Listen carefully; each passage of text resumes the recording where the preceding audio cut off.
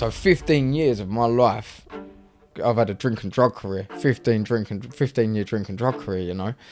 And my life was abnormal, the way that I was going around, and I didn't know no different.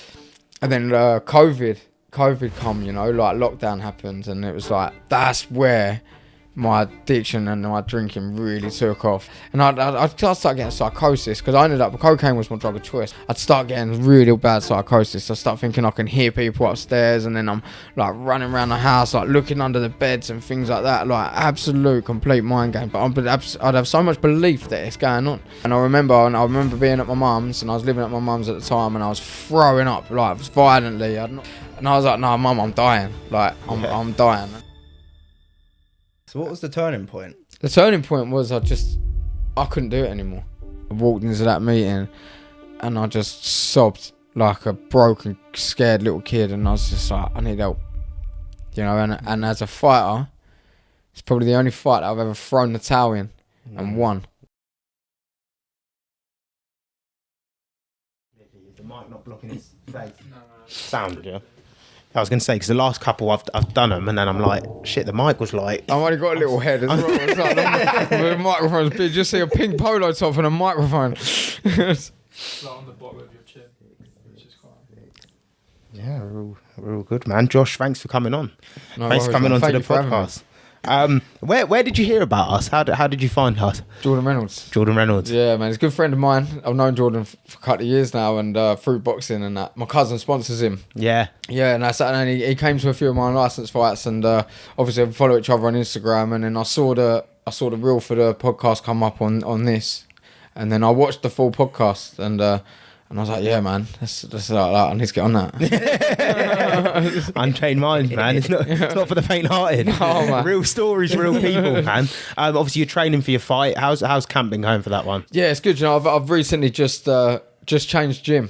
You know, and there was nothing personal with my previous coach, and there was no hard feelings there. I still talk to him, but it was his idea for me to turn pro in the first place. He trained me for my last 2 fights, but what happened was I became really good friends with Marley Mason as of lately, and I started doing bits with him, and then he invited me down to his gym, and just where I was with the last coach, it was only me and him, you know, whereas like now I'm in a pro stable. I'm in and around other pro fighters that are also in camp alongside me, you know, and it just makes that extra push, you know, because like he's a lot more experienced than me. Marley, he's been around a bit longer than I have, and it's like it's just being in camp with other pros. I'm sparring regularly, you know. I sparred twice this week. I'm sparring Marley, you know, and it's just like it was the change that needed to be made. You know, I'm 33.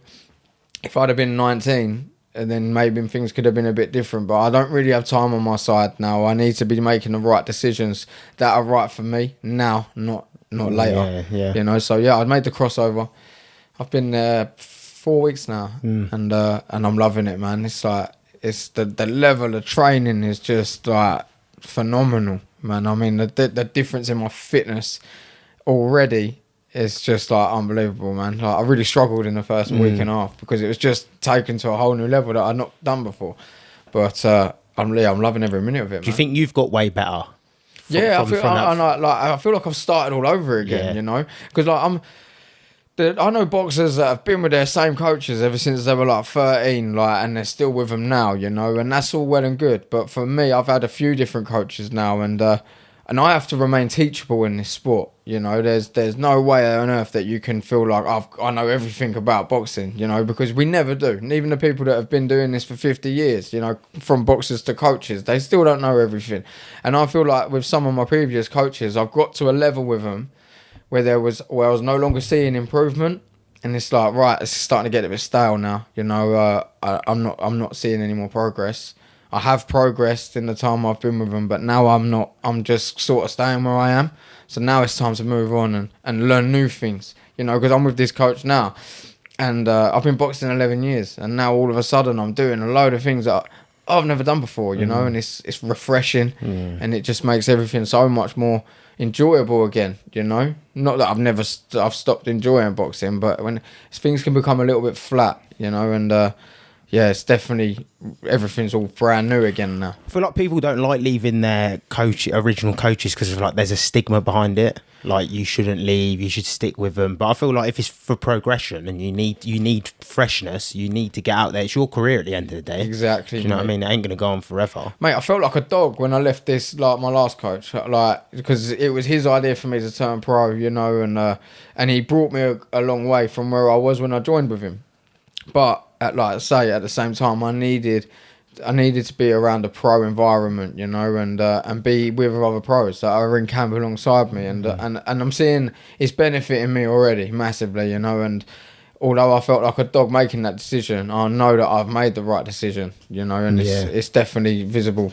Will this be your first fight at York Hall? This will be my second fight at York Hall. Yeah, first fight with this stable. Yeah, but second fight at York Hall. Yeah. What do you think about fighting there? It's iconic, isn't it, mate? It's an amazing experience to box there and to have boxed there, you know, because it was one of my milestones, like things I wanted to tick off the list before. I can't think of the word. Do you know when you goals, milestones, objectives? Yeah. No, and I done it, and it was like it didn't go the way I wanted it to go the first time, but listen, I held my head high, and I'm back here in September the 28th, man, and I'm looking forward to it. Yeah. How did it feel losing that first fight?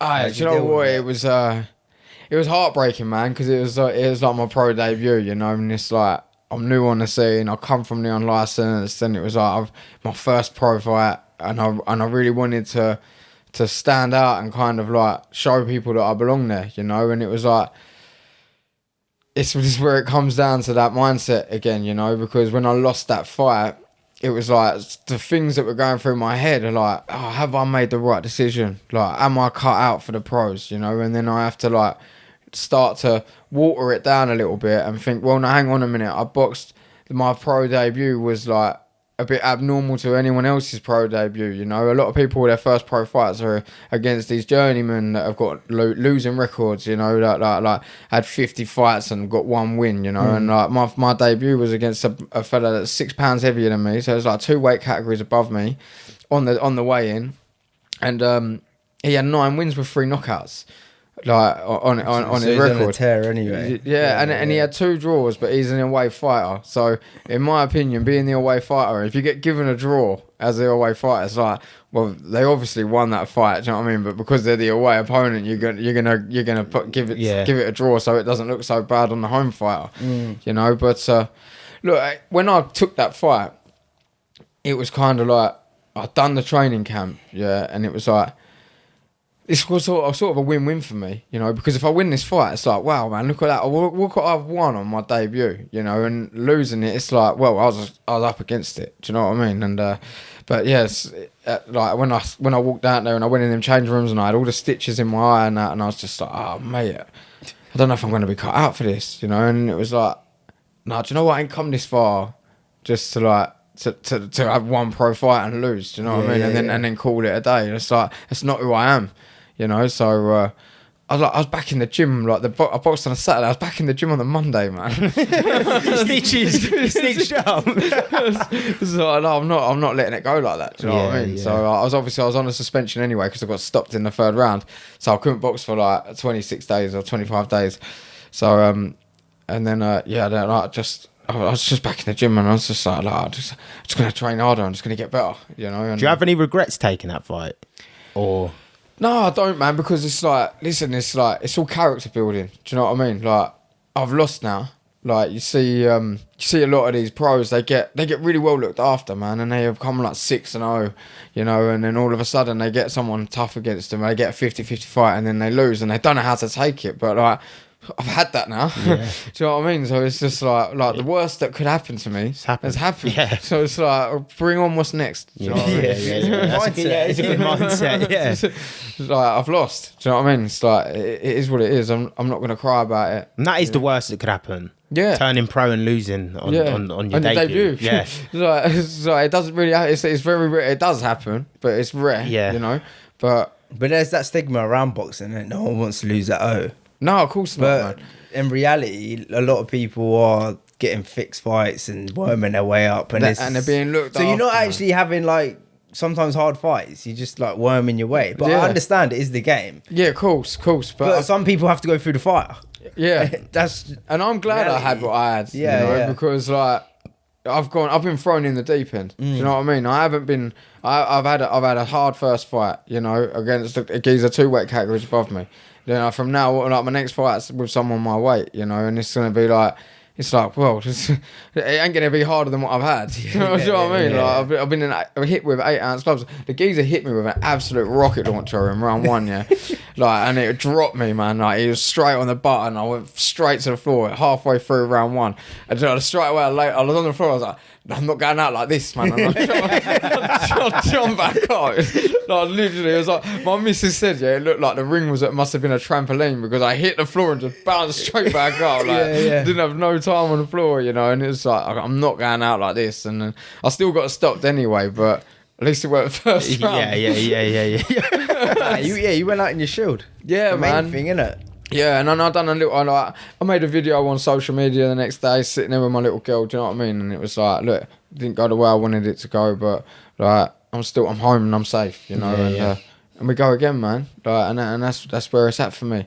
We go again, and then we'll see where it takes us. Keep battling, man. Exactly, man. Keep battling. When you first rang me and we were talking about you coming on, you told me about your past with drink, drugs, and how you're in that massive rut. So let's take it all the way back to the start of your journey. What was your upbringing like? What was all of that like? Well, I come from Burnham on Crouch. My biological father, like my mum fell pregnant with me at 16. My mum was born in Hong Kong. Yeah. And my biological father was in the army, and he was out on tour at the time. And him and my mum, they met in Hong Kong, and they got married at 16. She fell pregnant with me at 16, and like he upped and went. And like my mum was I was born in Somerset in Bath, and then my mum moved to Burnham on Crouch, and my biological father, he did reappear back in my life later on down the line. But he didn't stay, you know. I had a few visits with him and stuff, and then he went again. And then later on in life, like when I was about in my 20s, he came back, and again, not for very long, you know. So that was never a very stable relationship. But like, it doesn't bother me. It doesn't affect me, you know. That's his gear, you know. I'm like if he really wanted to make an effort, he could, you know. And like he doesn't, but I'm fine with it. My mum met my stepdad, who's my brother's dad, when I was 2, and that man's my hero, man. Like, still to this day, you know. He's like, he took on that father figure role, and he brought me up. Like, when I was born Josh Booth. Like, that was my surname. And when I got to like my mum, I call him my dad. You know, he's my dad. And him and my mum and him split up when I was about 15, 16 maybe, and still now I'm 33, still my dad today, you know. He's a grandfather to my little girl, you know. I still call him dad. And when my partner got pregnant with my little girl, I always called myself Josh Nutley because his surname.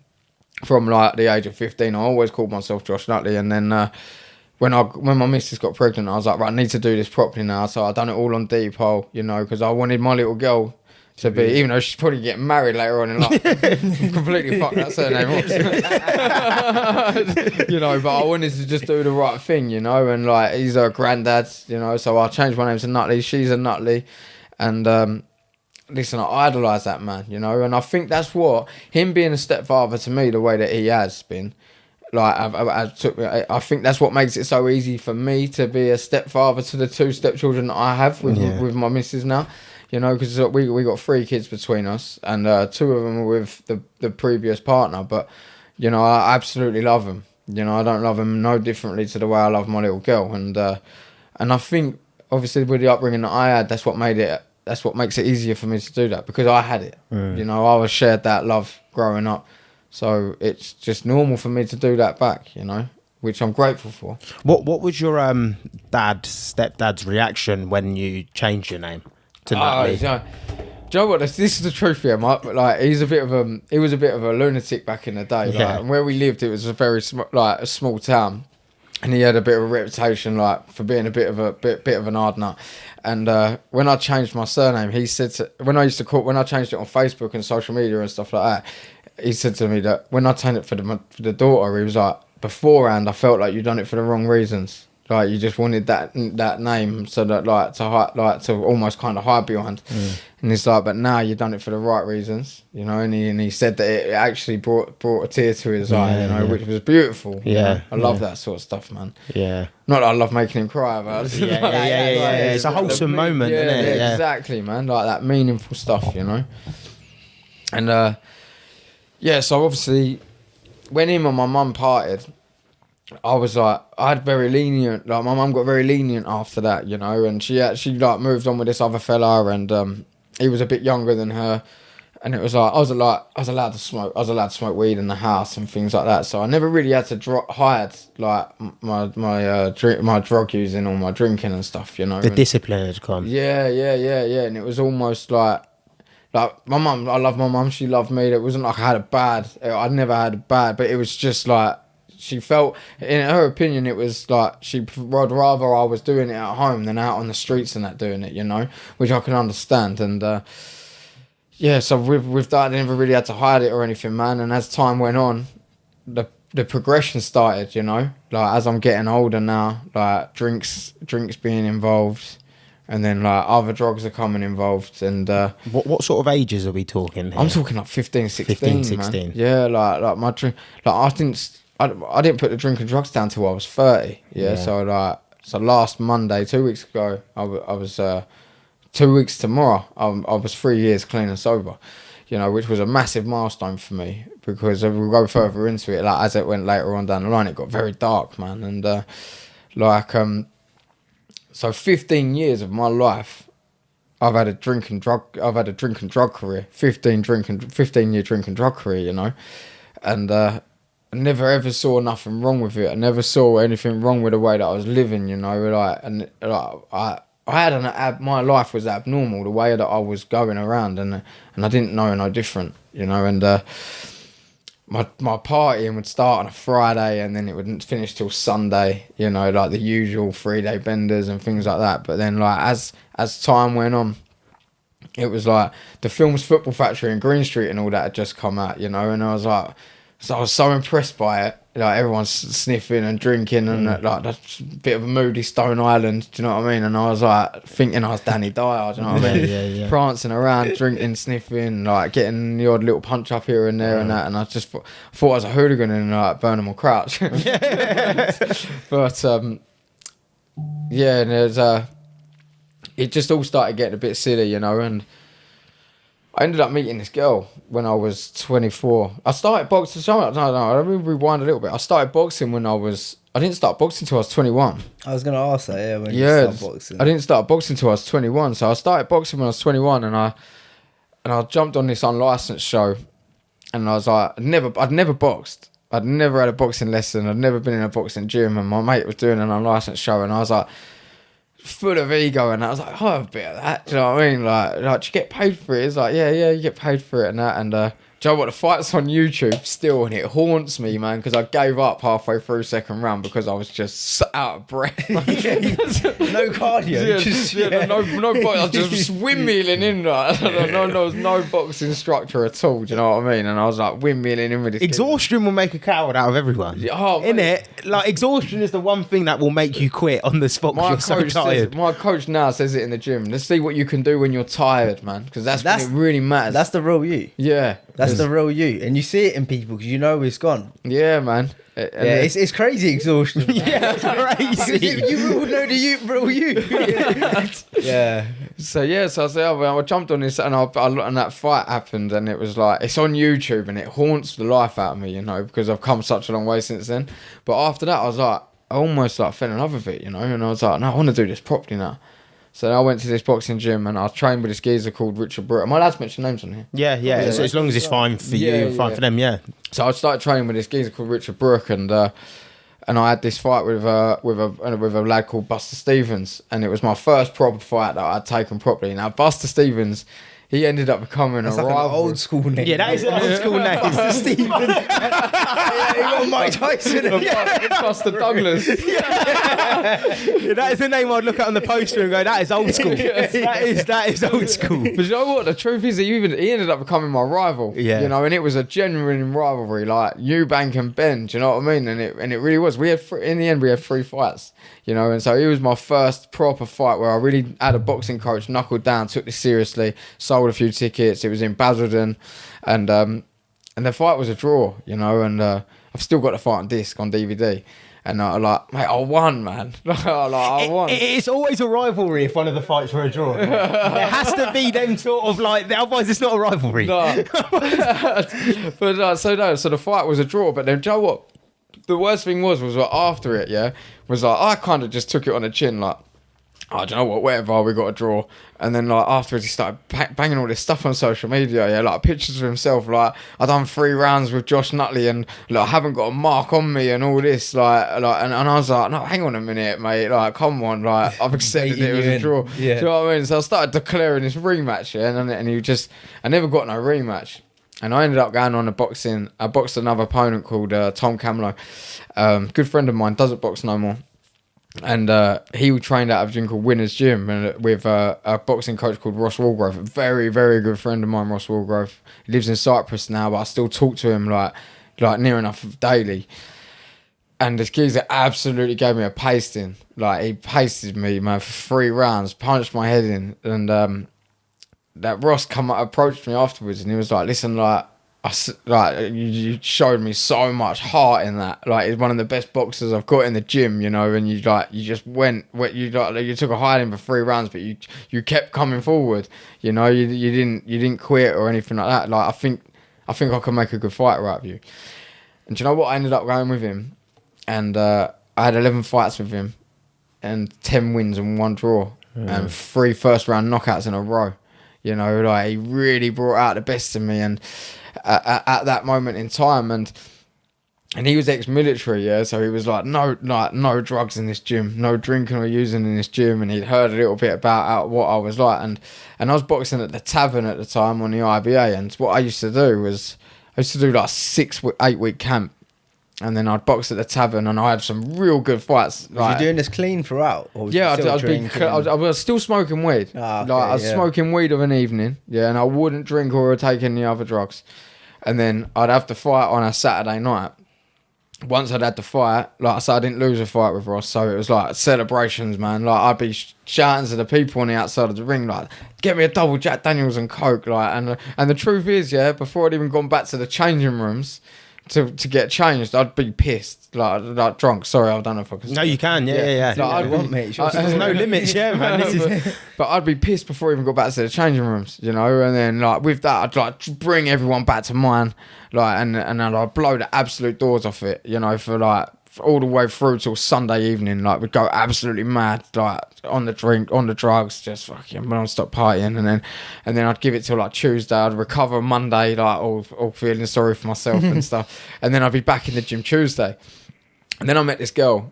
Her name was Hannah. I'm not going to say surname, but I met this girl, and like, I really felt like I really loved her. You know, like, absolutely adored her, and she sort of made me realise, like, the way that I drunk and used, because what it was, and I found out later on down the line, that when I went into recovery, that like addiction and alcoholism is actually an illness. You know, it's an obsession of the mind and an allergy of the body. And an allergy is once I start drinking or once I start taking drugs, my abnormal reaction is that I can't stop. You know, and I will almost go on a frenzy. You know, and it was like, she used to say, it's like the anxiety I could cause that woman when I'd have a drink in my hand, because she never knew how far it was going to go. Like, was I going to disappear or go out all weekend or getting myself in some bother after I should be ringing me and I'm not answering the phone? You know them ones there? Like, when you see the videos on TikTok and that, like, I'm just going to go to the shop, love. Like, and then the phone's on silent and they've gone on a jolly up. Do you know what I mean? That was like my life story for a little while. But she was the one who made me realise the way I was living my life wasn't right. You know, and me and her was involved for a long time. We had a lot of breakups in between.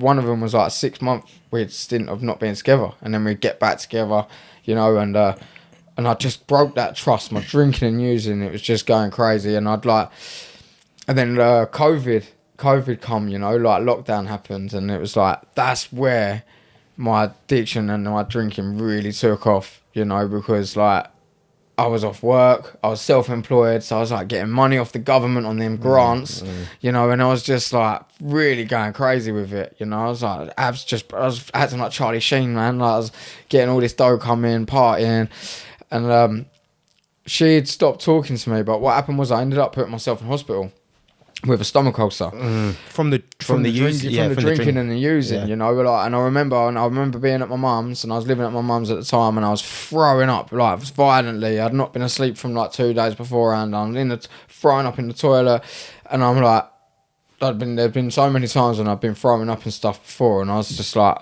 Mum, I need an ambulance.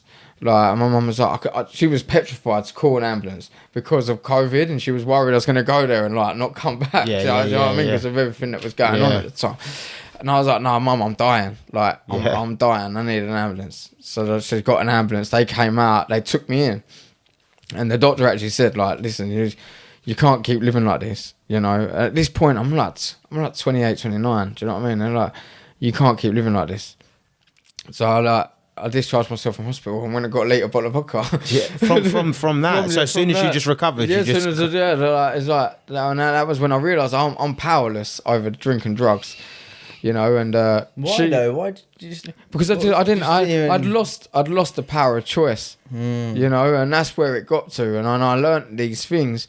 Like, it got to the point where it was like I was drinking and my mum had messaged this ex-girlfriend at the time. I was like, Josh is in hospital, like, from drinking and stuff. So she started talking to me again, and she started trying to give me a little bit of motivation. Like, look, you can do this. You're a fighter. You know, like, this is the hardest fight you've got. Like, you can get through it. And I was just grateful that I had her back in my life for at that moment. But then the video got posted online.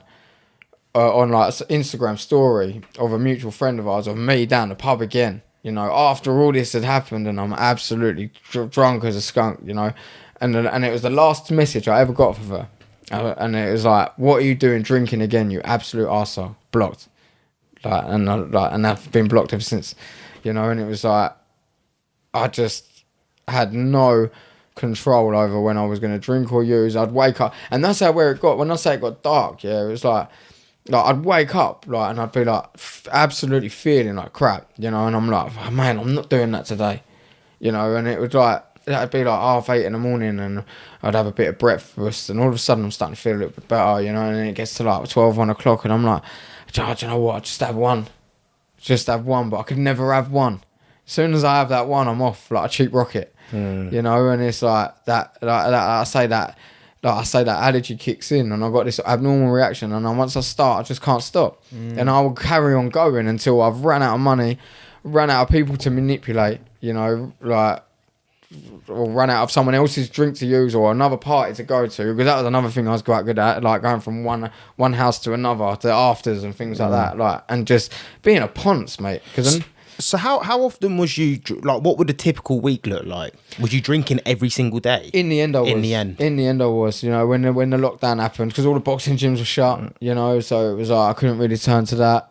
And I was like, tried to do a little bit of running, tried to give myself a detox and start doing all these mad runs and stuff, like 10-mile runs and things like that. And then, like, I could get little moments of sobriety, like, without the help that I ended up needing to get, but it would never last. Like, it was like I could always stop, but I could never stay stopped, you know. And yeah, like I say, mate, in the end, it became every day. It was like I was doing more drink and drugs than I could even afford, you know. Like, and I was owing people money left, right, and centre, you know. And it got to the point where, like, I was knocking everyone, you know, and people were ringing me up asking me for the money that I owe them, and it's just like I'm avoiding phone calls, you know. And it's like, mate, this is bad. Like, I weren't paying my mum no rent, you know, And I'd still sit there sometimes, like, and I'd start getting psychosis because I ended up, cocaine was my drug of choice, and I'd end up being a dry sniffer. Like, I wouldn't even need to drink; I could just sniff. But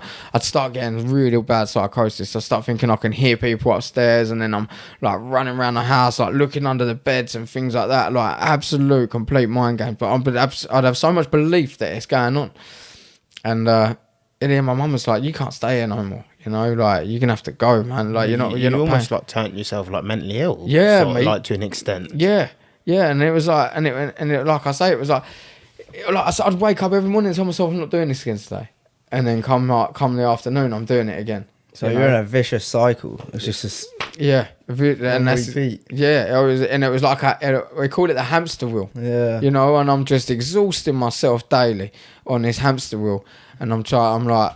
Every day is like a new day. I'm not going to do it today, and then before I know it, before it's even hit 3 o'clock, I'm doing it again. And then it's like, and I didn't even know why, you know, and I had no answers to it. Like people would say to me, like, "Why are you doing this to yourself every day?" You know, because I'm a pest when I've had a drink. Like I'm an absolute nuisance, and it's like no one wants to be around me. Like, and it's like, "Why are you doing it again?" And it's like, and my honest answer was, "I don't know."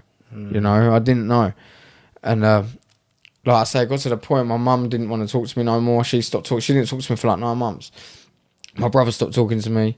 You know, my dad wouldn't lend me money because he didn't trust what was going on. And I don't blame him. Why should he go to work and get his hard-earned money? Of course, yeah. And then just to give it to me to go and spend on drinking drugs. It's not on.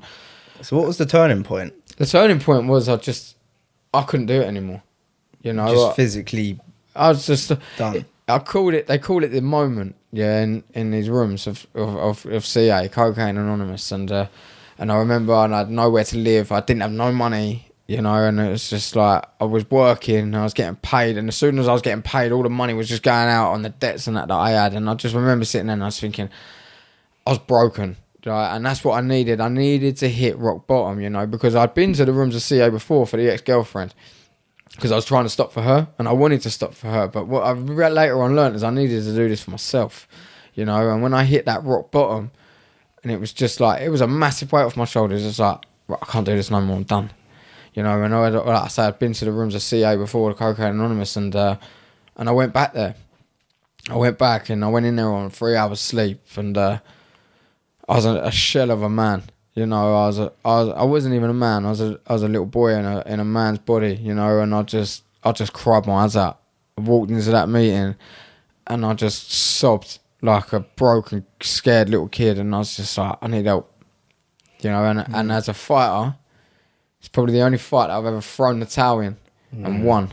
Yeah. You know, and then with that, everyone come up to me at the end, and they was like, "Look, listen, They gave me hope, man. Like they was like, you don't have to be like this. You know, every one of us have been where you are. You know, we think like you, we've thought like you, we've drunk like you, we've used like you, but there's a solution. You know, and so with that, I got myself a sponsor, and I went down the spiritual journey. You know, and I done that 12 steps of recovery, and I came to believe in a God of my own understanding. You know, I'm not religious, but I am spiritual, and I do believe in a power greater than myself, which I turn to on a daily. You know, I pray now and I ask for guidance, and a bit of strength. And as a result of that, mate, I haven't had a drink or drug since. It's like 1,110 days, I think it is, since I last done it. And what has come with it, you know, is like I got myself a flat. In like I think it was the first month and a half, I ended up living on a traveller site on the A127. You know, one of my mum's good friends, her name's Sally, she won't mind me saying that, she took me in, and I was actually spoke to her on the phone the other day. She was like, when you live with me, she was like, it wasn't as if you was here, you was going to work, you'd come home, and then you was like at a meeting every single night, because that's what I needed at that time. I needed to be around like-minded people, you know, and I needed to be in the solution. And boxing, I had plans on coming back to boxing, but my priority at that moment in time was just getting well, you know, just get myself well. And then, funny enough, I had a boxing coach who was in the rooms, who I went and later on and joined with, and had a few fights. Met my missus. She had 2 children. Like, got with her, and was like, took these 2 step kids on, and then my missus fell pregnant, and I boxed in Billericay, and I got stopped in the second round by a boxer called Tyrell, good friend of mine. You know, I've sparred him since, and he hit me with this massive right hand, and I went down, got back up. Because I've got so much pride and ego, you know. And instead of just sitting there and thinking, right, let's just rest for let's get an 8 count and just get that 8-second recovery. I'm like, no, I've been knocked down, I can't have it, you know. Then I get back up, and then I'm not recovered, and he's hitting me with everything. And then my missus was pregnant at this time, so I stopped after that. She was heavily pregnant. We got 2 stepkids. You know, she's at home on her own. I'm at work every day. Then I'm in the gym, and it's like it just was almost becoming unfair. You know, so I needed to try and make myself more available for her. And I didn't box for a year. Obviously I was in recovery still, so I was doing my meetings and stuff.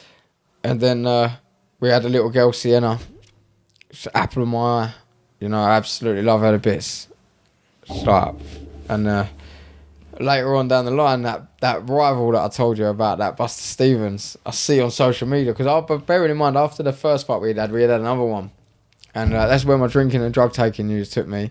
I boxed him 5 years later, and I'd turned up to the venue on 2 hours sleep. I got an Uber to my own fight, you know, I was on the back of a party, and I turned up to a fight that I've been dying for 5 years, and I was just like, no, not in no fit condition, and he absolutely battered me for 6 rounds, won on points. And I see him on the social media win this title on the unlicensed. And I said to my missus, I was like, I need to make that right. You know, my little girl's been born now. The kids are at school. She was like, all right, one more, just one more fight, and then like call it a day. Go and settle that score and call it a day. So I went to another gym at this time. I went to my old amateur club, because I knew that's what I needed in order to beat this guy. I needed to go to the amateur route. I needed to get the amateur style.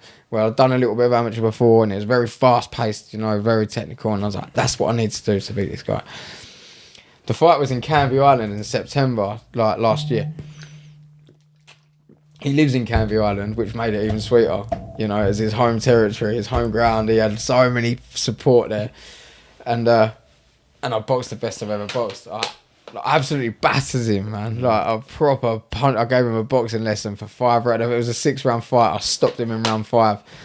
I think I broke 2 of his ribs, and I cut his eye early in the rounds. Like second round, I cut his eye. So and on the video, you see, when I cut his eye, I see the eye open up. I almost stick my tongue out at him. I'm like, I've got you. You know what I mean? Like he actually tried to get out of the ring at the end of one of the rounds. Like, it's on YouTube. You see him trying to get out of the ring, and his dad's his coach. His dad almost pushed him back. Like, you can't go out like this, you know. And in the end, I see he was hurt, and I walked towards him, and I just stuck my arms out like, come on, let's have it. I hit him with a body shot, hit him with uppercut, and ref was like, that's it, he said enough. And so that ended up meant to be in my last fight, and after that it was like, I want to go pro, man. Like, I boxed the best I ever boxed. The boxing coach I had at the time was like, I think you can do well in the program. I'm 33, I've turned over. I went to the boxing, but I messaged my manager, Victor Smith. I knew Victor from years, and I messaged him, and I was like, I want to turn pro. So he was like, right, come and meet me. We'll get the application form filled out. So I went and met him in, met him in Epping, and I went and filled out this application, all my amateur record and stuff. And then I got this meeting because I'd done a lot of unlicensed. They wanted me to do, an assessment. So I had to go to a boxing club in North London, where they watched me do like 3 threes on the pads, 3 threes a shadow, 3 on the bag. Oh, is that how you have to do it? Yeah. Well, not everyone. Like, if people go there with this and make like that have won box cups and nationals and things like that, then it's different. You're right, yeah. Yeah, but because I hadn't done much as an amateur, I went there with my England boxing card, and I was like, not really enough really to just say, yeah, you can have it. So we had to do an assessment. But when I done the assessment, the boxing board of control was like, yeah, it's an easy pass, you know. So I had my debut in May, and I lost. Yeah. You didn't lose, it was a lesson. Yeah, exactly. Good lesson. Yeah. But I'm getting ready now to go back in September the 28th back at York Hall. Yeah. Do you still have to go therapy in that now? I still do I do 1 meeting a week. Oh, 1 meeting a week. I'll try and do 2. I'll go on a Thursday, which I make as my rest day. Yeah. You know, I still speak to my sponsor regularly. I talk to other addicts. Yes, you know? good, yeah. And I've had a lot of people over the time, because I'm very open with it on social media and stuff. You know, I done a video on TikTok the other Monday about me being 3 years clean and sober, and like, and it hit a lot of people. You know, I got quite a big reaction from it. Not that I was looking for. It's more because I want to try and You're trying to help. I want to get the message out there that it is possible to come from that hopeless state of mind, and that you can actually have a normal life. You know, and so I've had a few people that I used to drink and use with like message me. And they're actually in the rooms now. I'm not going to say their names because of anonymity, you know. But they're actually in the rooms now, and like one of them's over a year clean, and the other one's coming up to 2 months, you know. And it's like, that's the kind of impact I want to have on these people, you know. I want to, like when Tyson Fury went through that stage of the drinking drugs, and he blew up to like 27 stone or whatever, like, and then he made that comeback. That helped me. So if I can get my story out there, maybe I can help someone else the way that Tyson Fury helped. Like, that was a massive inspiration. I'm a big fan of him because of that. You know. Well, you come from Helm's Deep. Yeah, you've been to the bottom. That's it. Do you know what? It's funny you say that, because when I was I strip asbestos for a living. I'm not. I still work. You know, and I was at work, and I was stripping these asbestos roof tiles on these houses, and then the roofer was coming behind me, and I was telling the roofer like where I've come from and where I'm at now, and he was like, "Do you not get scared like before you have a boxing fight?" I was like, "No." I said, mate, listen. I said, I'm an ex-drinking drug addict, man. I said, there ain't a person alive that can take me to a darker place than my addiction took me, man. I'm not scared. I'm not scared of another fighter, man. But that's what's scary, because you've been there. Yeah, man. Where else is someone taking you to there? There's nothing worse that you could go that the mind can take you. Do you know what I mean? Yeah, and when I say towards the end of my using, it was like I never had suicidal thoughts. I never wanted to kill myself. It never got that bad for me. But where it did get to, because I didn't have the bottle, you know, but it did get to the point where I didn't want to wake. I wanted to go to sleep and not wake up in the morning. Like, you know? Big depression. Yeah, like I couldn't bring myself to like to doing myself in.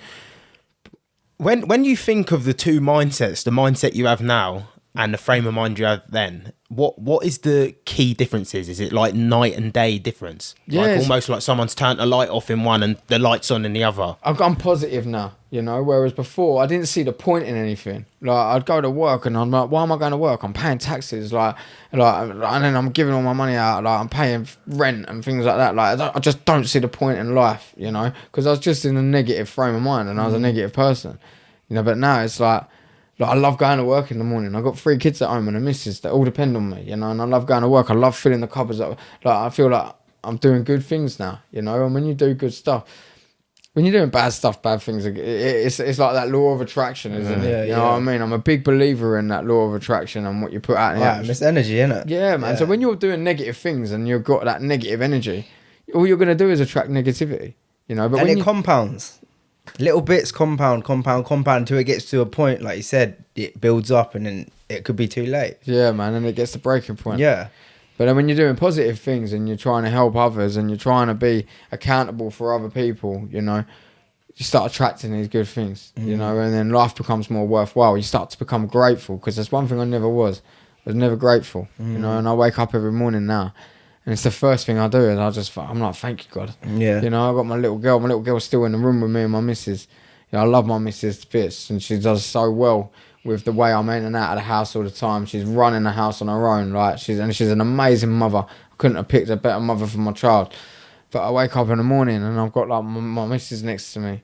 My little girl's asleep in the cot at the end of the bed. Like, I went from being homeless to I'm in a nice new build house now, you know, and I'm like, thank you, God. Do you know what I mean? Like, and how long did you say it was? 3 years. So it's still kind of like fresh, but Yeah. a lot's gone on. Yeah, You've man. moved quick. Yeah.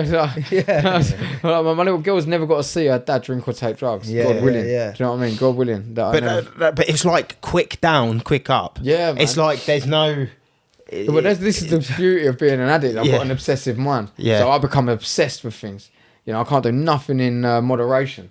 You know, like with my boxing, I'm up at 4:30 in the morning. I'm doing like 4 or 5 mile runs. Yeah. Then I come home and I'm in the work van. And I'm like driving to work. I'm stripping asbestos all day, and then it's like on the way home from work, I'm back in the gym, hour and a half, 2 hour sessions, like 10 threes on the bag, like sparring, and I'm like. So what happens after boxing?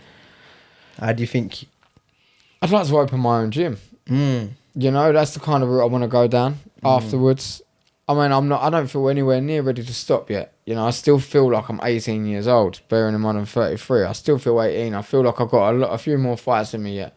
But then when it's all said and done, I want to open my own gym, man, and I want to like try and drag people off the street and stop them from going as far as it went with me, you know, and drag them in the gym and show them a new way of life and show, like, even if they don't want to compete, you know, just have that discipline. Teach them the life lessons you've learned. Yeah, man. Do you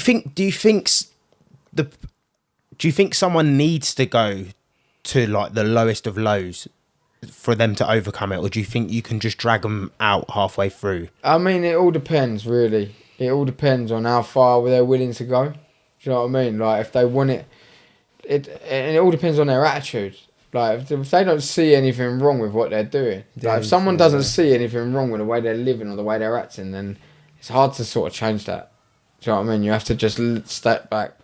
But what you can do is always hold out that olive branch. Do you know what I mean? Like, listen, you go and do you. But when you've had enough, come see me. You know, go and do what you got to do. Mm-hmm. You know, I can't stop you from doing that. But when you decide that you don't want to do this no more, it's all getting a bit too much, just give me a call. Yeah. You know, and then that's when you take them. Yeah. Take a horse to water, you can't feed it to drink. Yes, It's man. just a mad saying. It's the truest saying. Real, isn't it? You can't help someone unless they don't help themselves. Nah. The amount of people that tried to help me before that and couldn't because I wasn't willing to help myself. How bad was the effect on your relationships, and how bad was their lives around the time you were doing? Well, all this of is what we talk about, the ripple effect. Yeah. You know, like my brother. So it got to the point when I used to be drinking in pubs and stuff. I'd ruin my brother's peace of mind to the point where he'd be ringing up the people I'm drinking with, and they'd be like, take his car keys off of him, you know, because he couldn't trust the fact that I was gonna get drunk and drive my car, you know, and then possibly have a drink driving accident, kill myself or maybe others. Do you know what I mean? So it's like that's where, and I'm having these people sit at home and they're worrying sick because they're like, what sort of stunts is he gonna pull? Like, because when I've had a drink and that, I've got no control. I don't even know what I'm doing because I wake up the next day with no memory, you know. So the ripple effect that I'm having is so bad. But then it vice versa, because the ripple effect I've got now on other people is that no one has to worry about me no more. You know, people can actually trust me. Like if I said to you not long before that, my dad wouldn't lend me money because like he's not going to lend me money to get spent on drink or drugs. But if I was to ring him up now and say, "Oh, Dad, like my car's failed in MOT and I'm a bit short on cash, can I borrow some money?" You go, "Yeah, sure, not a problem," because he knows that I'm not going to go and he knows he'll get it back. You know, whereas like so the ripple effect is so much different. Like, previous relationships I've had, I'd say I'm going down the pub to have one or two, and then I wouldn't come home for 3 days, you know, and I'm leaving that partner at home, like, not feeling good enough and worrying about what I'm up to and what I'm doing or who I'm with, you know. But now I can say to my current, I mean, my missus I have now, she's only been with me since I've been clean and sober, so she hasn't seen the other side of me. So if I say to my missus, I'm going to Luton to go and do a podcast today. Like, she knows that's what I'm doing, and I say, like, I'll probably be back around. Let's say I'll be back around 5-6. You know, I don't know how long this is going to take, but if any longer, I'll ring you when I'm on my way home. She knows that that's what's happening. You know, it's not like she hasn't got that worry that I'm gonna. You haven't put that worry in. Yeah, or I'm being dishonest. I say I'm doing one thing and I'm doing another. You know, because I'm not that person no more. So the ripple effect I have on my missus and my kids is they get a clean and sober dad, and when I am there, I'm present, you know. And like when my missus was pregnant, I was reliable, you know. I was at every baby scan, I was at the birth, I cut the cord, you know. I wasn't leaving her to struggle and go out down the pub and get drunk and things like that, you know. It was like I was available, you know, and that's like a good thing. Was there any events or any instances that triggered the addiction? Was there any triggers? No, I don't think there is. Like, you hear a lot of these, like, there's people in the meetings that have come from the most straight-laced family, yeah, like the most well upbringing, and like even their parents don't drink or anything, but they can still end up going down the same path I have. I just think for me personally, I just think you're born with it. Like, you're either an addict or you ain't. Do you know what I mean? Like, because there used to be times there at the beginning of my recovery, I used to get so jealous, man. like it's summer, and I'm driving past the beer garden, and I'm seeing people out there drinking and that, and I just get frustrated with myself, like, why can't I just drink like sensibly? Why can't I go in there and just have one or two, and then actually go home? Like, why does that one or two have to turn into 50, you know, and then cause a load of carnage on the way there? But then it's like, it just wasn't there for me. But then at the same time, I'm kind of grateful that I don't have to do that. You know, I don't ever wake up with a sore head or anything like that. Like, life's been better for me since I stopped drinking or taking drugs. So yeah. Was there any thoughts, feelings, or emotions that you tried to escape through drinking drugs, or was it just strictly you just wanted to drink and do drugs? I was never comfortable in my own skin, you know, and I think that the drink and drugs kind of like helped mask that, you know, and it made me to be someone. It made help me mask them feelings of not feeling enough. Yeah, like not feeling good enough, or not, and what drink and drugs would do would just bring out this different persona in me. You know, it give me the confidence, and I'd be the loudest in the pub. Do you know what I mean? And I'd be able to talk to any girl. You know, like no shy feelings or anything like that. So it took me away from all of that stuff. You know, and yeah, it just gave me a whole it was like almost like I arrived. Do you know what I mean? It's like an alter ego, isn't it? Yeah, It man. just switches you up. Yeah.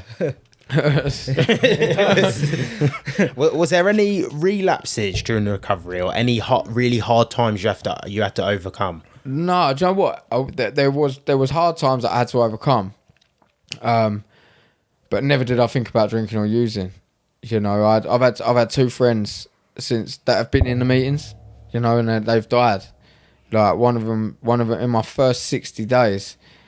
In my first 60 days of being in recovery, it was someone I used to drink and use with, and he was drink driving and died in a car accident. Fucking you know, hell. And I was at this point, I'm only like 60 days clean, you know, so it's like fucking hell, like anything like that happened to me before, like, and I'd make it all about me, like, oh, I've just lost my friend, like, I've got an excuse to drink and take drugs here, you know, my friend's just died, you know, and make it all about me when like it's not about me, you know, it's about that poor person's family and things like that, like, which I can see today. But that was a very hard time for me, you know, because I used to drink and use with him, and it's like, it was an eye-opener as well.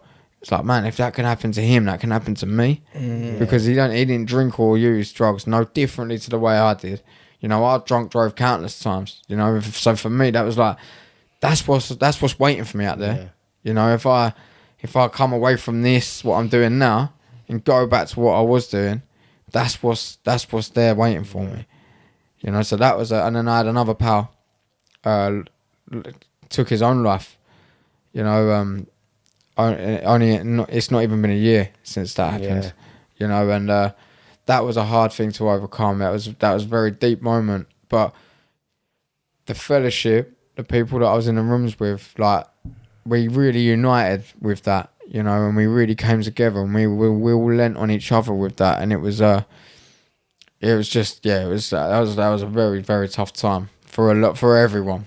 You know, it was like, but other than that, other than losing them two friends, for me, life's only ever been nothing but good.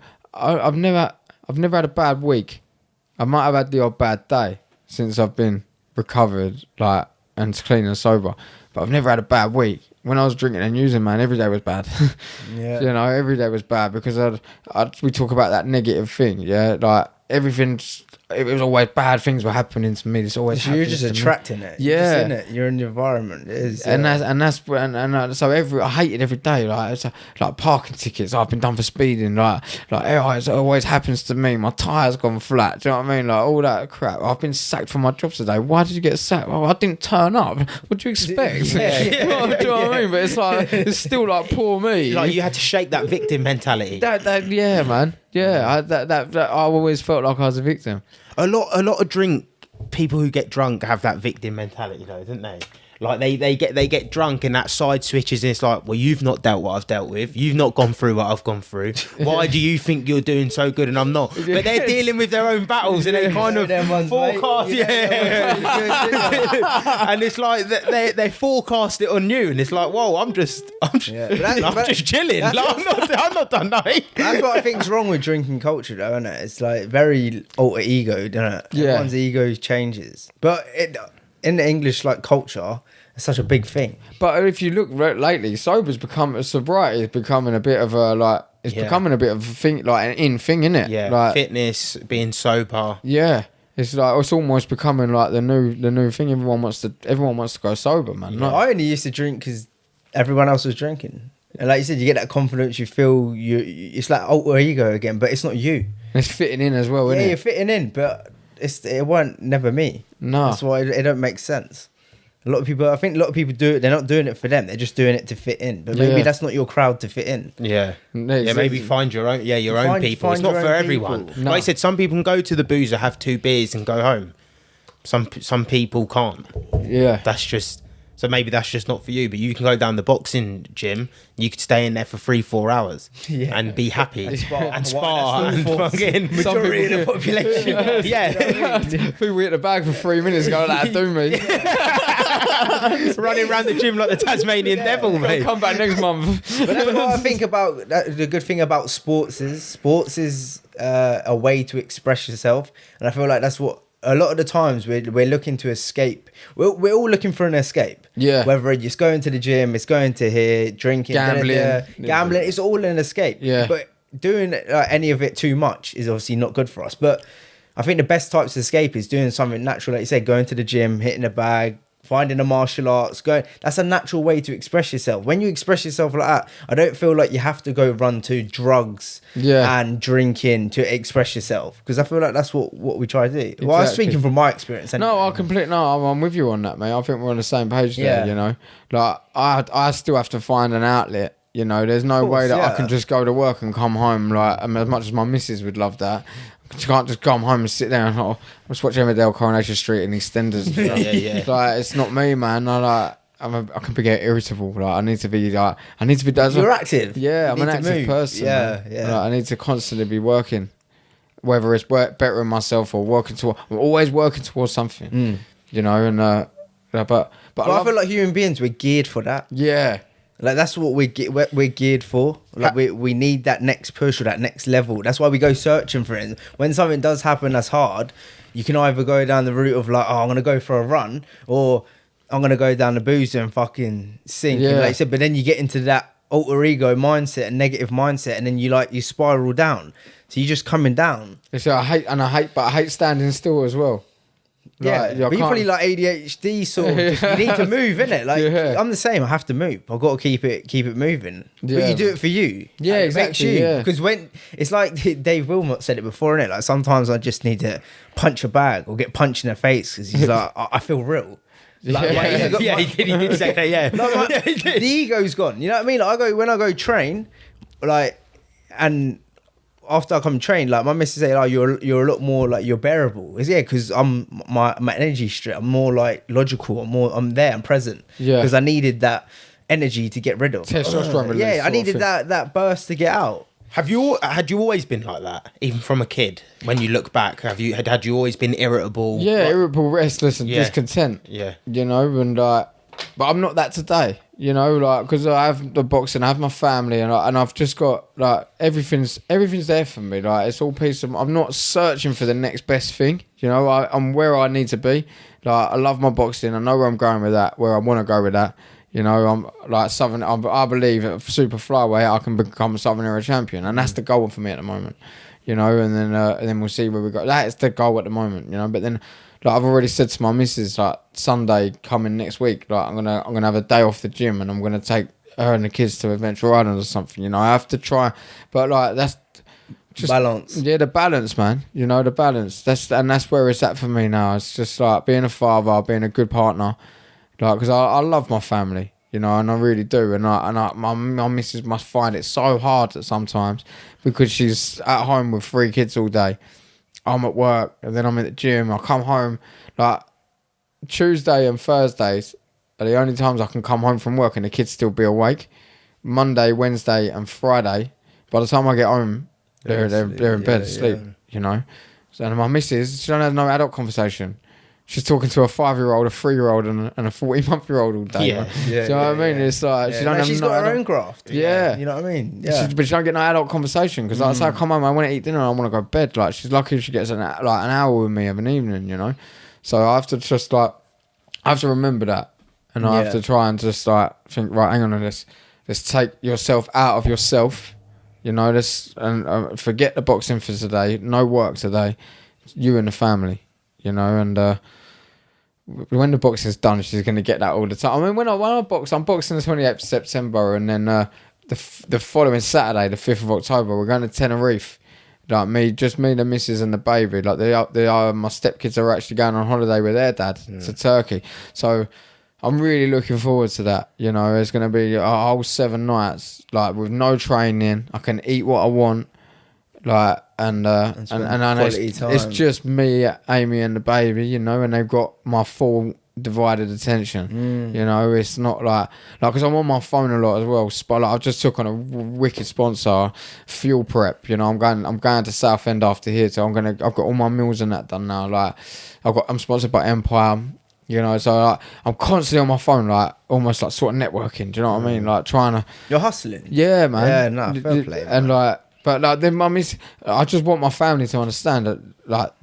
I don't just, as much as I do this for me, because it's my legacy, I'm also doing this for them. You know, like things like this, yeah, I know it sounds really morbid, but like I've already said on there about how much I love my little girl, you know, and like this is probably going to go on YouTube or whatever, yeah. So like, it sounds very morbid, but when I die, yeah, and like my little girl was like probably sitting there one day and wants to hear her dad's voice or wants to see her dad. Like she can search this, you know, and see me sitting there today, talking into a camera, saying how much I love her. You know, so it's almost like I'm leaving stuff behind for my family. You know, like sounds very morbid. No, it's morbid, just true though, isn't it? Yeah, you're leaving stuff out there for them and their kids. Like when they have kids and even their kids, they're like, what was my great granddad doing? Go on YouTube. See what he come through. This is what he was doing. He was fighting. Yeah. This was his fights. This is him speaking on This is the beautiful thing about stories, you know what I mean? People's lives. Yeah, you know man. what I mean? That's the beautiful thing about the podcast. Like you said, you get to come in and share your story. Yeah. So I'm like leaving my stamp on the earth. Yeah. And you help thousands of other people. You know what I mean? It's just Probably helping people I don't even realise, man. you're help people, like you said, you put up the TikTok, you're helping people that you don't even know. Yeah.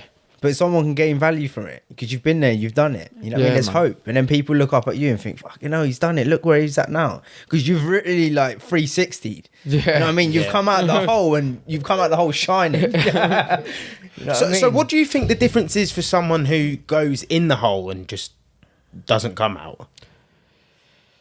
Well, I just don't. I don't think there is. If they don't come out, like there isn't really anywhere for them to go, is there? Yeah. Just it's a lonely place, man. Yeah. It's acceptance, isn't it? Yeah, We had a guy come on before, Paul. Yeah. And Paul, he was saying the same thing. He's like, I had to be broken. Yeah, and that's I had to be, because he tried it a couple of times before and he was like, it just didn't work. And he had like, kids at the time. Yeah, but and he was saying like, I wouldn't even stop for my kids. Yeah. No one. but people step over their kids to do it, and and I hear this so many times, you know, in the meetings, and it's like you have to have that internal snap, like because on the outside I'd look great. You know, I'd be walking down, like, inside I'd be dying, man. Like, I can't live, telling myself, I can't live my life like this no more. But I'd be walking down the road and I'd see one of my mates. He'd go, how you doing? I'd go, yeah, I'm sweet, mate. Like, but I'm not. Yeah. You know, that's just the persona I'm giving. Inside, I'm dying, man. So you just never know, do you? No. About people. That's why I love that saying. People are fighting battles that you don't even know about. So Yeah. just to be kind to everyone. Yeah. You know, and I try hard to do that. You know, I can still forget myself sometimes. Like if I'm driving down the M25 and I get cut up, no one indicates, and I'm like, you know, and it's like, well, hang on a minute, they could be in a rush to hospital. Like they could have a family emergency, you know, and I don't know what they're doing, but it's all right for me to just bibbing them and calling them all the names under the sun. But it's like, what are they actually battling, man? They might be in a rush somewhere. Yeah, important. they might not be thinking about what they're doing because they're thinking about something they've got Yeah. going on. Yeah. So Late on the month's rent, anything. Yeah. Just lost their job. Yeah. Like, yeah, it's true. You don't. But it's because humans, we're just selfish. We're all living our own story. Yeah. We're all Main character. We're all main characters, yeah, in our own journey. So you don't really sit there and think about what's he got going on there. Yeah. Like, because then it's life's like the geezer who takes your mortgage at the end of the month. You don't care about what's going on. No. Like it's you owe me this, you pay me this. So it's kind of. It is. Did you have any cravings or temptations? at all? What, since I've been Since in you this time stopped, round? yeah. No, I wouldn't. I haven't. Or at the very start, maybe in your first year or something like that? No. Do you know? Can I go to the toilet? Can we pause Yeah. this? Go. Oh, sorry, mate. That's that camp, man. That's that camp guy style. I was thinking about it in my mind as well. You're waiting for the golden opportunity. They don't come. Oh shit.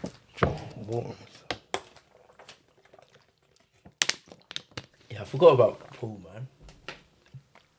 Sorry, it just reminded me of Paul. All day, isn't it? Paul whipping Dave. out a fucking disc, Sandrum. Lining up. Call of Duty.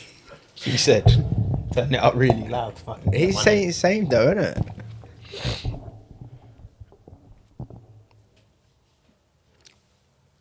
Yeah, it's mad what people do.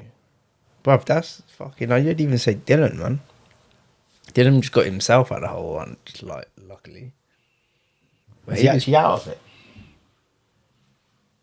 he just don't think he's addicted, though. I don't think people ever do that. but how bad he got... Yeah. How bad he got, he Yeah. was like... I was like, yo, you're fucking... You know, his mum was like, you need to go rehab. Yeah. And he's like, nah. Amy Winehouse. Yeah. Liam. But he said to me, he's Yeah. like, hey? Liam from getting. When it's open. Oh, yeah. Yeah, as whatever. well. Yeah. Yeah. Yeah. Loads of people. Yeah. But that's the funny thing with addiction. Like when you see someone, like you always, well, maybe this is just a me thing. But when you look at someone, you think, oh, they're not that addicted if they do it once or twice over the weekend. Oh, they're not that addicted. But that for someone could be that could be like Too much. too much. Do you know what I mean? Because there might be some people who go to rehab who maybe just do it 3 times a week, but now they go in rehab to stop it. Yeah. And I would often think, but maybe surely you could just maybe try and get out of that yourself. Like I think of addicts as addicts, like daily, but it's not. Addicts is anything. Yeah. Well, my conception. This is why I think I found it so hard to accept that I was an alcoholic or an addict, because I'm both. Like I have the same reaction with either or. But my conception of a drink and drug addict was like, do you know when you're walking through town centres and you see them people in the sleeping bags and out under the shop windows, like that was like my conception of it, and it was like, well, I'm not like that. Yeah. You know, I still go to work. Yeah. I still live something like. It's that comparing. Yeah, isn't it? and that's because I'm like, that's how I would look at it. But you don't take it into consideration. Someone who's doing it 3 times over the weekend or Friday, Saturday, Sunday, they are an addict. Yeah, they man. are an addict. Yeah, 100%. And then it's like if you find yourself starting and not being able to stop, like you tell yourself, if you can't control once you start using. You know, if you buy 4 cans of beer and go right, and you sit in front of the telly and you're like, once them 4 are gone, that's it. You know, but then you get them past them 4, and then you find yourself going back down the shops and you're buying another. Like you're an alcoholic. Yeah. Like, and it doesn't matter whether you're drinking for like people's like conception of alcoholic is someone who wakes up in the morning, the first thing they do is crack open a can of beer. That was never my case. That was never my story. You know, I'd go to work all day, then come home, but then I'd drink. You know, because I've got that thought process. Like that's an alcoholic. You know, that's an alcoholic. No, it doesn't. So, but like that, the people that wake up in the morning crack. That's where that can lead to. You know, it's like, but like I knew that I was an alcoholic when I realised that I couldn't stay stopped. You know, I could go like a week or 2 maybe with a little bit of sobriety, but it was the furthest I could go. You know, and even then I was substituting one for another. I was like, if I was smoking weed.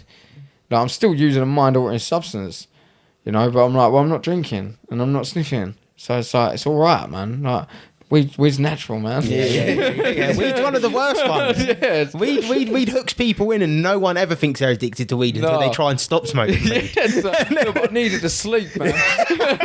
Yeah, more like you can't sleep because you're fucking stoned so much.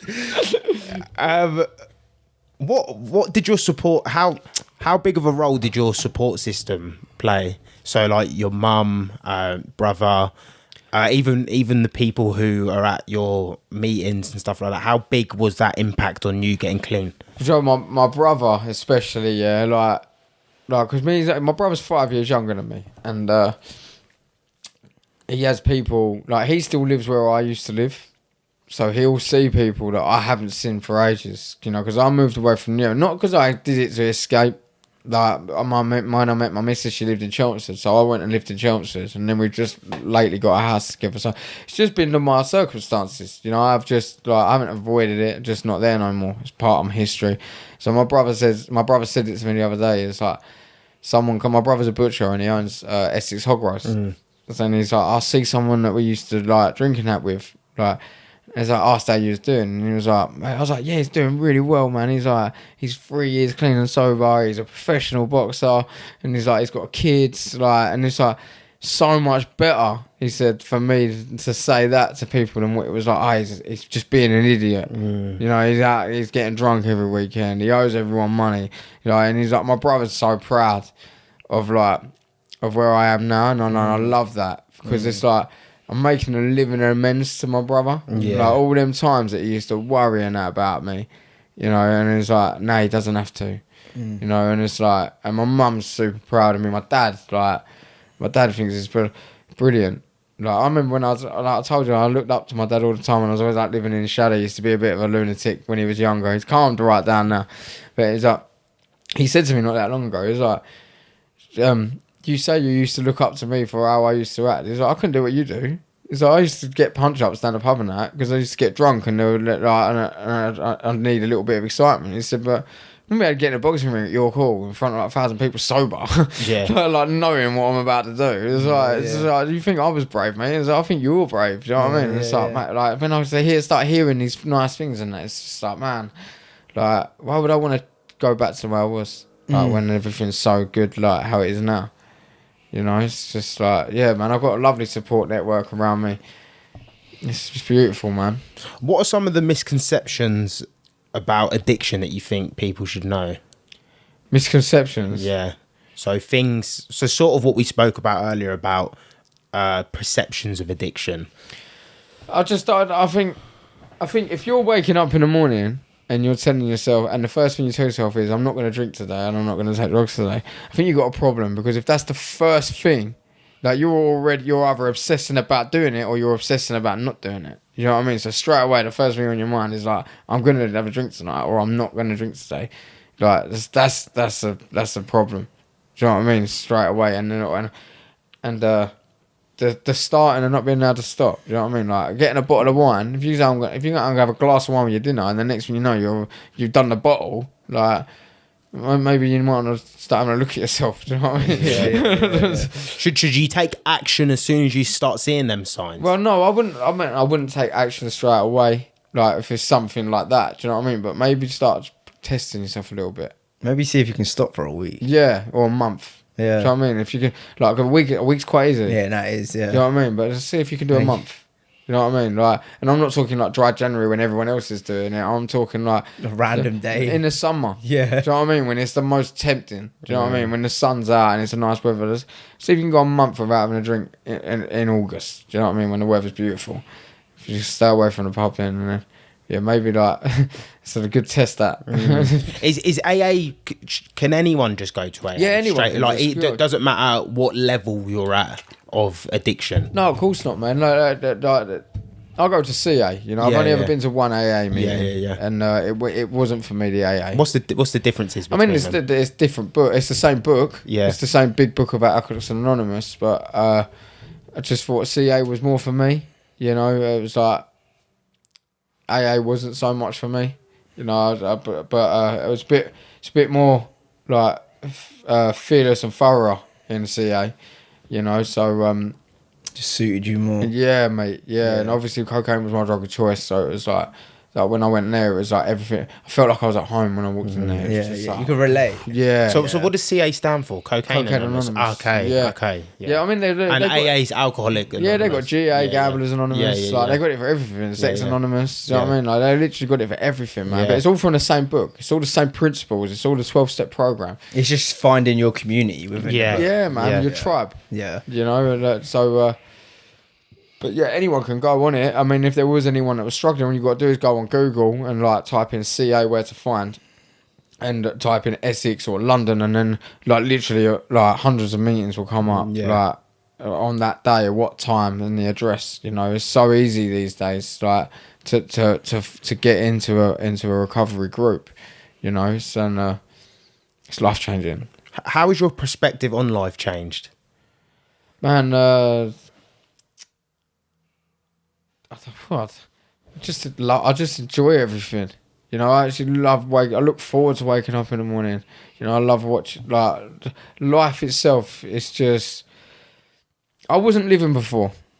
Before I was just surviving. You know, I was getting by. You know, and today I'm living, man. Like, I'm not. Everything is just.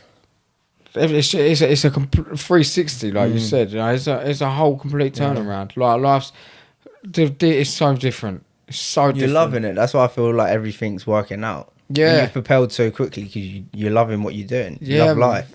And yeah, it's, mate, I can't even put it into words. I can't even put it into words because it's a million miles away from where it used to be. Yeah. Like, it really, it's so weird because it's only been 3 years, but it just feels like that. None of that even ever happened anymore. Yeah. You know, it's like, it feels like it was longer. Yeah. You know, it was like, because life starts moving now. So quick. Everything, and life is going quicker. You know, since I've had my little girl, it's like, she's literally just gone from crawling to walking, and I still can't get my head around it. Like, she comes walking from the kitchen into the living room, and I'm sitting on the sofa. I'm like, when did this happen, man? Do you know what I mean? Like, it feels like yesterday I was like cradling you, feeding you a bottle, you know, and now you're like coming up to me going, Dad, done more. And I'm like, what, man? I prefer when you didn't speak.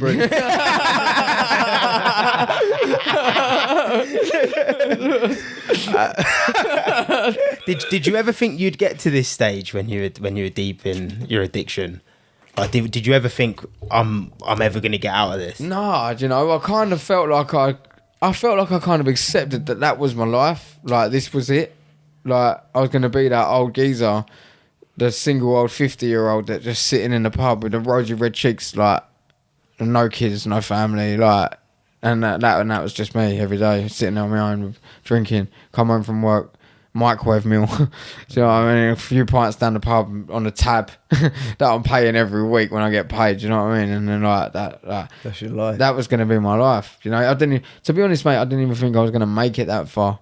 You know, I thought I was going to, I'd be surprised. I'm surprised I'm even alive now. You know, like, with the way that I was, like, with the stomach, like the hospital visits and stuff like that. Just, like, to be alive now is just a miracle, and to be doing what I'm doing is an absolute miracle, in my opinion. You know, so, yeah, I didn't think I was ever going to get out of it. But to be where I am now, it's just, like, it's mind blowing, man. But it just shows you that you can't, like, that saying that you can do anything if you put your mind to it, man. You can. You know, there's nothing stops you. Only you. Yeah. You know, that's why it's always you versus you. Yeah, man. Like, it's always you versus you. Yeah, it's powerful. What advice would you give someone who's currently struggling with addiction? Reach out, man. Yeah. Don't suffer in silence. You know, that pride and ego is so easy to be like, no, I'm all right, I can get through this. Man, just ask for help. Like, it changes everything. Like, it really does. Just surrender, man. Stop fighting a fight that you're losing every day, man. Do you know what I mean? Just surrender. Just like, I ain't doing this no more. I got the energy. How hard is it to overcome that mindset? Mate, though, it's so hard, of the, like, the ego side of it. Of, no, I don't need help. I'm not an addict. That's the biggest battle, man. That's the biggest battle. Like, and every addict has got this massive ego, man, and that ego has to be smashed to pieces. And the only way you're going to get that smashed to pieces is by getting a sponsor, mate. Someone who's already been where you are, and they'll soon smash that ego to pieces, man. Like, my sponsor's amazing. Like, if I ring him up and say, like this has happened and that's happened, he'll always, like, just completely flip it. Like if I've got a resentment with someone, like, if someone's giving me it will always be because of myself why I've got a resentment. Like, you point one finger, there's three fingers pointing back at you. Yeah. You know, and that's why you need a sponsor. You know, because when you think you're right, like, your sponsor will just like, well, hang on a minute, let's look at it this way. But let's think about it. Let's try and put yourself in their shoes on what they're thinking. You know, so, like, ego is a big thing, man, and that's why you need a sponsor. Did you have to have someone who had been through the experience telling you, instead of someone who hadn't been through the experience? No, yeah, you got to, and that's the whole point of the fellowship, man. Yeah, and that's why we stay around. Like, it's easy for people to just go in there, do the 12 steps, you know, learn what they need to learn about themselves, and then just go and carry on living their life. But that's why we have to keep going to meetings, because of people like me at that time. If all them people had done that and just carried on with their lives, when I went into that meeting like the way I was, there wouldn't have been anyone to help me. You know, that's why 3 years down the line, I'm still there. I need to try and help other people, man. It's a brotherhood, isn't it? Yeah, man. Yeah. It's a fellowship, man. It's a unity thing, like, and there's people that relapse, man. There's people that come there, they get like a little stint, like 6 months clean, or even a year clean, you know, and then they go back out there, and then they come back. When they come back, man, we don't shoot the wounded. Like, they get welcome back with open arms. Yeah. Like, we're here, man. Do you know what I mean? Like, it's a hard battle, man. Yeah. It's like, addiction's what a horrible thing to go through, man. It's almost like you got a second chance at life. Yeah, man. Like, you must look at life like as so precious now. Well, that's what we call it. Given a second chance. We start seeing life from new glasses, you know. And like, I was never grateful for nothing.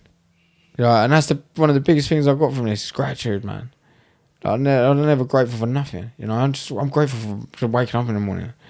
Like, I'm grateful for a bottle of water. Yeah. So I mean, like, because there's so many people out there that haven't got what others have got. Do you know what I mean? And you have to remember that, man. You have to stay grounded. You know, and that's why I always try and remain humble. You know, and I always try and help others if I can. My missus says it to me all the time. She says, you do so much for other people, like in the meetings and stuff. Because like one of my pals recently has come in, like, on a driving ban. You know, I've done a lot more meetings. Because when I first came in, I was doing meetings like every single night. Bam, bam, bam. But not every night. But like four nights out of 7. And I think you need that at first. You know, you need to be around them like-minded people and that. And he's on a driving ban. So I was like, I took myself away from my boxing, my family. I was like I was picking him up, taking him to meetings, introducing him to friends I already was friends with, getting their numbers and that. Like, and then I've done that for about 2 weeks. And now he's made friends in the fellowship. You know, so now he's doing meetings without me and stuff. And it's like, that's my bit done. Yeah. You know, I like, that's that. And then that's that. Like, I've got my boxing and but I can do that. Like, and then I'm like, right, there's your wings, fly now. Do you know what I mean? Like, you've made friends, you've like, boom, boom, boom. You start getting yourself to meet. And I see him at meetings and that now, you know, and it's like, fuck, man, it's lovely. Yeah. Turn someone's life around. Yeah, but that's the best thing. That's my biggest thing about what I love about the meetings is I see these people come in the way that I did. You know, broken, busted, man, can't do this no more. And then bit by bit, I watch their lights come back on, you know, and I start seeing them get a bit of colour in their face. And then they start coming in, they've got new clothes. And I'm like, man, this stuff's working for them like it did me, you know. It's and like magic, isn't it? Yeah, it's like it is. Got it, yeah. It's like, and I love it, man. It never gets boring. It's just like, and I just watch them all blossom, you know what I mean? And it's like, it's on offer for everyone. And it doesn't cost nothing. Yeah. It's hard work, don't get me wrong. Yeah. You've got to get honest with yourself. You've got to go through things that maybe dig up things in the past you maybe didn't want to dig up. But once you do it, it's the most freeing thing ever, man. And I just see these people and I'm like... It's because this is the name of the pod, isn't it? You're Unchained. Yeah, man. There's nothing to hide. You're bringing it up. You're facing your fears. Yeah, man. Fears. Face everything and run. Or no, fuck everything off and run. Or face everything and rise. You know, like that's big, man. It just shows you it doesn't matter who you are, where you are, what you're doing. You can always change it around. You can always change the circumstances. Yeah. Because, you know, people will grow up to when they're 50, 40, and they'll be like, well, that happened to me, so I couldn't do it. Yeah. Or if that didn't happen to me, I'd be here. But you're living proof that it can all happen to you and you can get to where you wanted to get to from the start. Yeah, man. Just got to be willing. Yeah. Yeah, You again, know? but that's where it comes down to the mindset. Yeah. You know what I mean? Don't lie to yourself. Mate, but I'll get up at 4:30 in the morning and go running, man. That's mindset. Do you know what I mean? People don't want to do that, man. That's what I have to do it, man. That's that's the biggest battle, man. My alarm goes off in the morning and I'm like, no, man, I can't do this today. And it's like, no, you are. Like, you can. Like, because they're doing it. So you got to do it. Do you know what I mean? Like, your opponent's doing this, man. You got to do it. Yeah, So yeah. But it's everything's mindset. Everything's mindset. Was boxing your biggest saviour? Yeah, it was, but like, and it was just so weird how it come about. And I always say, I say, it's proper like I don't know, like it's proper cringy saying, but like, but boxing, you don't find boxing, man. Boxing finds you. Like, and I stand by that, man. I stand by that. Aim for listen, Unchained, yeah. anyone who boxes is Unchained. Like, you train for like 8 weeks, you eat clean, you bring out the best of yourself, and then you get in a boxing room with someone who's done exactly the same, man, and you're like both set out, like they're bringing out the biggest worry in each other to hurt each other, man. Yeah. Like, that's not normal, man. Like, anyone that does boxing is not normal. Yeah, that was a promo for boxing right there. Like modern day gladiators. Yeah. You would have been in the arena, and we would have been watching you from the stands. Like, is that real? Like, you like first into battle on horseback. That would have been you. No, you're not insane. Yeah, and the fact that you're preparing for an opponent and the opponent's doing the same thing. It's just psychological warfare. Yeah, You know man. what I mean? It's not normal, mate. Your brain is actually designed to keep you out of trouble. So like boxers is like no, let's do it. Like, it's not a normal brain, man. Yeah. Yeah. That's probably why you have them flight or fight feelings before, isn't it? Yeah. Nervousness, or some people excited, some people are a little bit like, ugh. It's you're running through the fire. Yeah, It's man. like the house is burning and everything's saying, "Well, that's hot. Don't go through there." You're going through there. You're like, "No, we're going through the fire." like, it's mental, isn't it? When you think when you drum it that. But that's why it's so interesting in combat sports. The mindsets of it, because they're just the most unhinged, unchained, untamed people. But yeah, it's like it's the dieting's for me is the hardest thing. Man. Yeah. But that's what I mean. That's another mindset within itself. There's so many like little mindsets that you're saying. You're getting up, you're going running. There's a mindset. You're doing a diet. There's a mindset. Well, Then you're going and training. Then you're going to work. And then you're coming home and you're thinking about, I need to make time for my kids. Yeah. You're trying to do loads of little things that it's all a mindset. Mate, the worst is when you're at work and I've got this little container of like cold chicken and broccoli and that, yeah. And then like all the lads walk into the canteen and they got like McDonald's bags and that, and you're like, man, Yeah. you should chin every single one of you. Do you celebrate your milestones?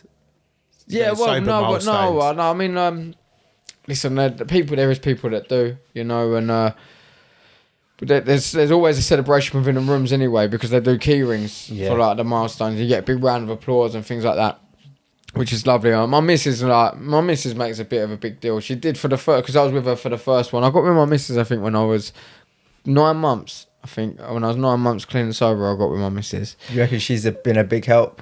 Yeah, man. Like, listen, my Contributed to missus, that. I can't fault my missus, mate. She's like, up until now, because I've just got this meal prep sponsor, like, but my missus, like, she'd stay up and like, while I'm at the gym or at a meeting, she's in the kitchen, like, after she put the kids to bed, she's doing my lunches for like 3-4 days, man. like, Yeah. like, you know, and you know, another thing, yeah, like, my miss, like, as much as it's hard for her, for me to be out all the time, like, I can come home, like, if I haven't run that morning, I can come home and go, like, I sit down, I'm like, I don't want to go running tonight. And she was like, she'll push me, man. She'll go, no, come on, like, you got to do it. And she'll help me change my mindset like that. Like, she'll go, no, like, come on, you can do it. Just do 3 miles. Yeah. Like, when you do 3, you might really want to do more. Like, and there's been times she said that to me, and I've gone out with the mind, like, the headset, like, I'm gonna do 3 miles. And then I'll come back and I was like, I've done 8. Yeah. But, like, no, she's my biggest supporter. Like, her and my kids, man. Like, I get videos from the kids and stuff. Like, good luck, daddy. Like, my stepkids call me dad as well, which I love, you know. I get little videos because my missus, obviously, I have to get there a lot earlier than everyone else. Like, so my missus will meet me there, and she'll get a video of the kids going like, "Good luck, daddy." Like, and I'm just like, man, mum, like, she's great, man. That's wicked. She's great.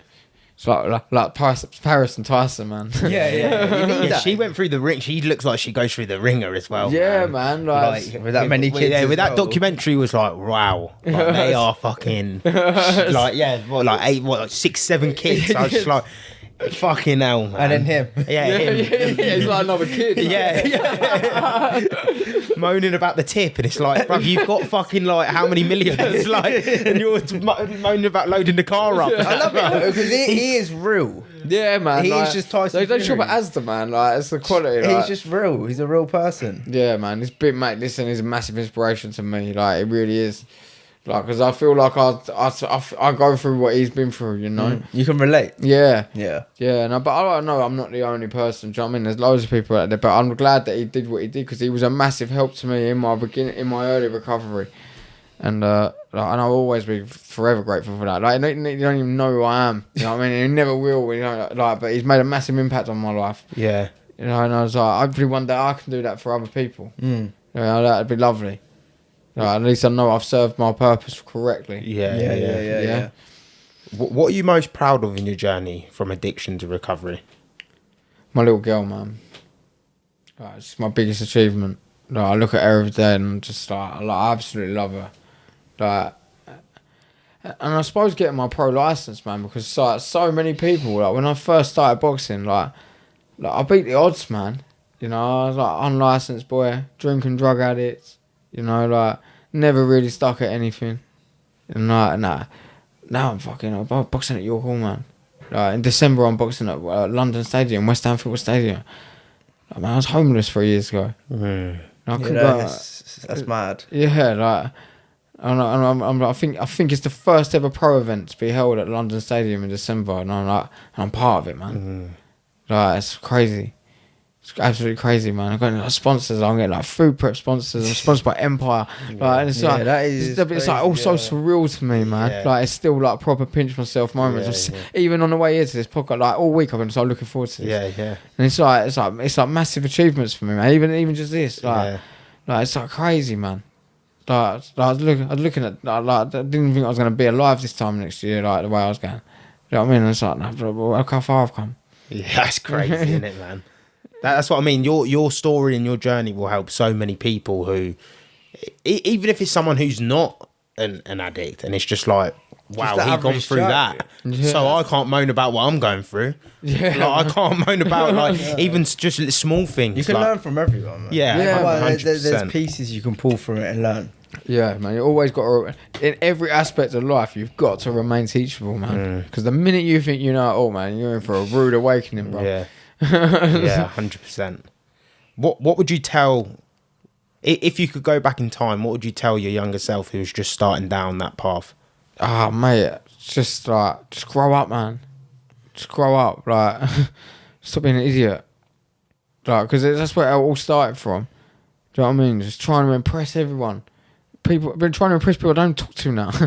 It's just like crazy, man. Just do the things that matter. Concentrate on the things that matter. Don't worry about this persona down the pub, like, on all these idiots. Do you know what I mean? Just do the right thing, man. Do the right thing. Like, work hard. Find something you enjoy. Stick at it. Like, don't be a mug. Yeah. That's all I've got from the list. Is there anything we've not touched on? Is there anything else you've got left? Is there anything we've not touched on with you? Anything else coming up or? No, nothing. No, that's it, man. We've got 2 final questions we ask everyone that comes on. Yeah. First one is, how do you want to be remembered? So when it's all said and done for you, you're retired, you've got your own gym, you've helped loads of people. How does Josh Nutley want to be remembered? So I want to be remembered for. What I want to be remembered for is that anyone can do it.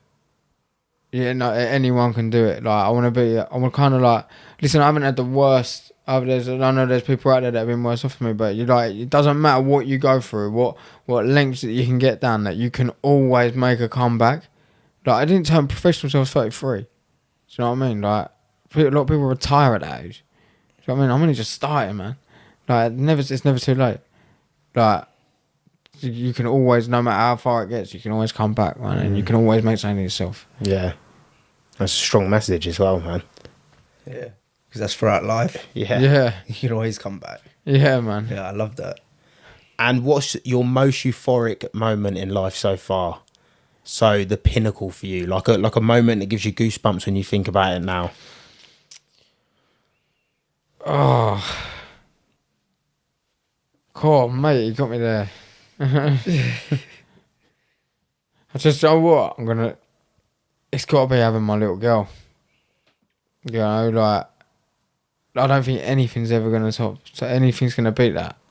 Like, when I first, like, the people talk about, like, You never know until you actually, when you, that love, yeah, that unconditional love, like, the minute I held my little girl, it was just like, I never felt like that in my life. It was just like holding her and I was just like, man, I'm going to do anything for this person. Like, this girl comes first now.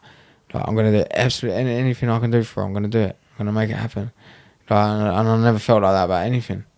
You know, so that was like, and it was like, I can't believe I've done this. Yeah. Like, I've created this, like, it only took me 3 seconds.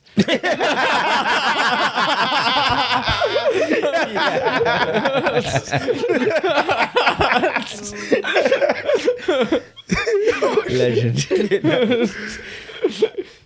Yeah, what did your whole perception change when you had a kid? Mate, everything changed there and then. Yeah. Like, that whole moment, everything just changed. You know, it was like it's all about her now.